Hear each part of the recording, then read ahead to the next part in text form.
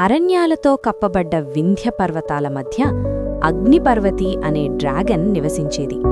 అది అగ్ని ఊదే శక్తి ఉన్నా హృదయం మాత్రం మృదువుగా ఉండేది. గ్రామస్తులు డ్రాగన్లంటే భయపడేవారు, కాని అగ్నిపర్వతి ఎప్పుడూ ఎవరికీ హాని చెయ్యలేదు. ఒక వేసవికాలంలో భయంకరమైన కరువొచ్చింది.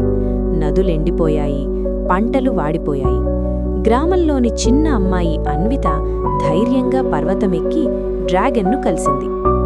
"నువ్వు మమ్మల్ని కాపాడగలవా?" అని ఆమె అడిగింది. అగ్నిపర్వతి ఆమె కళ్లలో భయం కాదు, నమ్మకం చూసింది. అది ఆకాశంలోకి ఎగిరి తన అగ్నితో మేఘాలను వేడి చేసింది. వెంటనే వర్షం కురిసింది. నదులు మళ్లీ నిండాయి, పంటలు పచ్చగా మారాయి. అప్పటినుంచి గ్రామస్తులు డ్రాగన్లను భయపడటం మానేశారు. అగ్నిపర్వతి ఆ ప్రాంతానికి రక్షకుడిగా మారింది. ఆ రోజును